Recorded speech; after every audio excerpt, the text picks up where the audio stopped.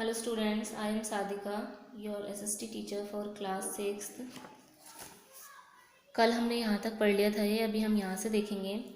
तो इन सब के अलावा मर्चेंट्स जो होते थे वो लोग कारावांस में ट्रैवल किया करते थे, काफिले में या फिर शिप से करते थे, और वो फिर अपना जो कीमती सामान है उसको एक जगह से दूसरी जगह लेकर जाया करते थे। ऐसे ही जो रिलीजियस टीचर्स होते थे वो गांव गांव जाया करते थे, शहर शहर जाया करते थे, इंस्ट्रक्शन दिया करते थे, और जो कुछ भी गलत होता था स्टॉप उनको उसको रोकते थे, उनको एडवाइस देते थे सही रास्ते पर आने के लिए। फाइनली फिर जो कुछ लोग थे उन्होंने ट्रैवल इसलिए करना शुरू किया क्योंकि उनके अंदर एक स्पिरिट आ गई थी कुछ एडवेंचर करने की, कुछ अनोखा करने की, कि हम कुछ खोज करेंगे, अब कुछ नया करना चाहिए। तो इस चीज़ की डिस्कवर के लिए उन्होंने अलग अलग एक्साइटिंग प्लेसेस पर, वो नई नई जगहों पर जाना उन्होंने स्टार्ट किया। और इस तरह से जो शेयरिंग आइडियाज़ थे लोगों के बीच में, इधर से उधर आने जाने से आइडियाज़ जो थे वो चेंज हुए। मतलब यहाँ जैसे ट्रैवल किया उन्होंने, उन्हें सब जगह के बारे में पता चला, तो इस तरह से आइडियाज़ उनके शेयर हुए। अब why do people travel now days, अब लेकिन अब क्यों लोग अब ट्रैवल किया करते हैं उसके बारे में देखना है आपको एक बार। और ये जो मैप फर्स्ट है आपको इसको देखना है, यहाँ पर हिल्स के बारे में, माउंटेन्स, सीज वगैरह, नेचुरल फ्रंटियर्स, मतलब जो हमारी सरहदें हैं सब कॉन्टिनेंट की, उपमहाद्वीप की, उसके बारे में बता रखा है।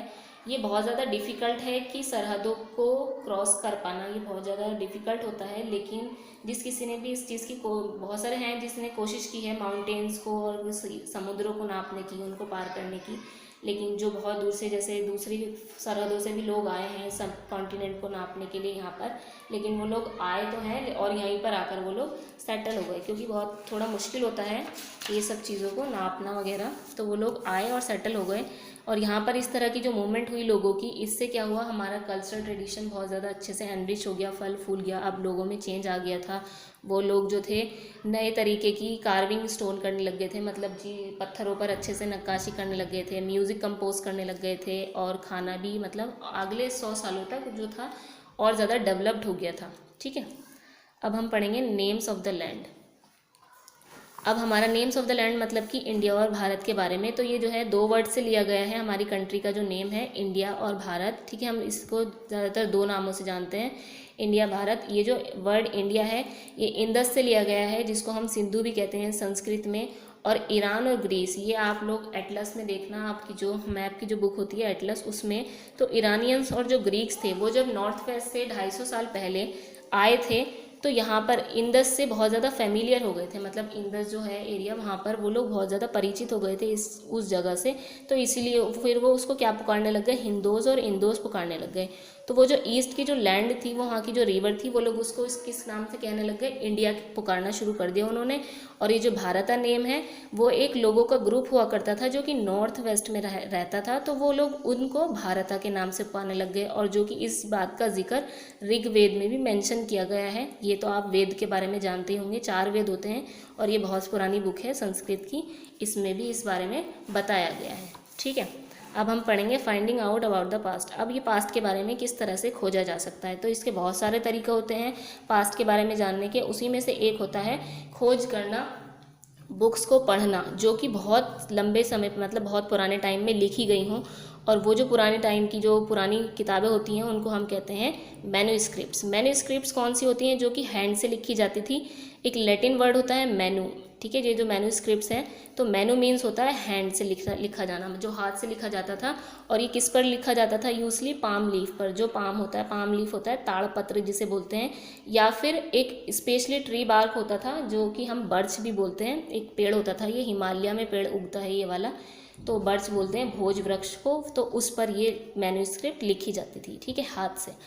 ऐसे ही बहुत सालों के गुजरने के बाद में, बहुत साल गुजर जाने के बाद, बहुत सारी जो मैन्यूस्क्रिप्ट्स थी वो कुछ कीड़ों मकोड़ों ने खा ली, कुछ ख़राब हो गई, बर्बाद हो गई, और कुछ उनमें से अभी भी सर्वाइव कर रही हैं, जो कि कहाँ पर प्रिजर्व हो रखी हैं, टेम्पल्स में रखी हुई हैं, या तो मंदिरों में या फिर मठों में। मोनास्ट्रीज मीन्स होता है मठ जो होते हैं। तो ये जो बुक्स हैं ये क्या सारी मतलब सब चीज़ों के ऊपर है, बताया गया है इनके बारे में, सारे सब्जेक्ट्स हैं, जैसे कि रिलीजियस बिलीव्स के बारे में, प्रैक्टिसेस के बारे में, धर्मों के बारे में। ठीक है, और उस टाइम पर राजा कैसी ज़िंदगी गुजारते थे, दवाइयाँ, साइंस, विज्ञान वगैरह ये सारी चीज़ें, एपिक्स, उसमें वीर कथाएँ हैं, पोयम्स हैं, प्लेज, नाटक हैं, तो ये सारी चीज़ें उसमें दे रखी हैं जो कि संस्कृत, प्राकृत और तमिल भाषा में लिखी हुई हैं। ठीक है।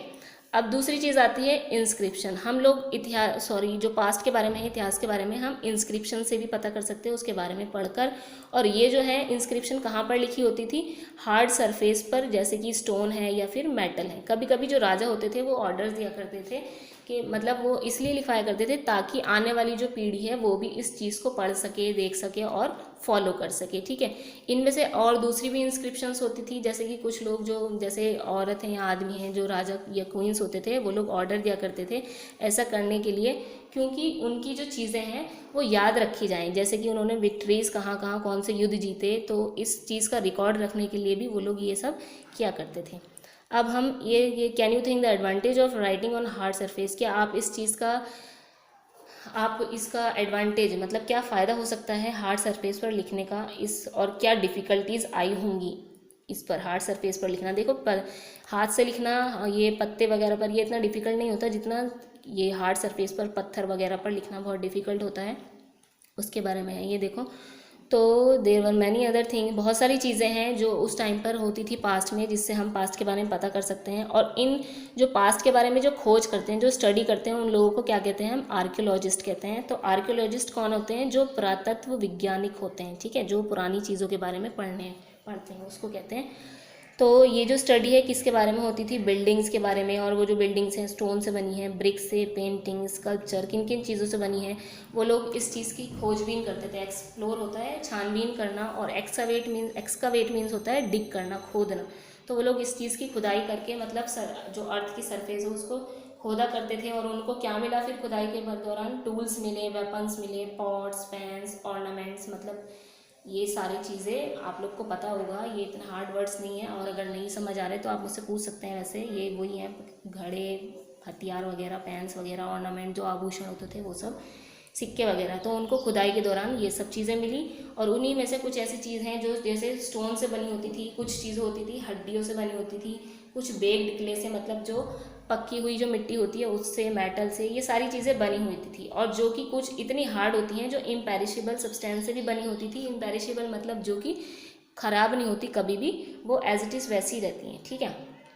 तो ये, और जो लंबे समय तक सर्वाइव कर सके। तो ये सारी चीज़ें उनको, आर्कियोलॉजिस्ट को, खुदाई के दौरान या फिर एक्सकवेट करने के दौरान मिला करती थी। ठीक है। अब हम यहाँ पर देखते हैं, ये देखो, ये सारी खुदाई के दौरान एक्सकवेट किया उन्होंने, उसके दौरान ये सारी चीज़ें मिली हुई हैं।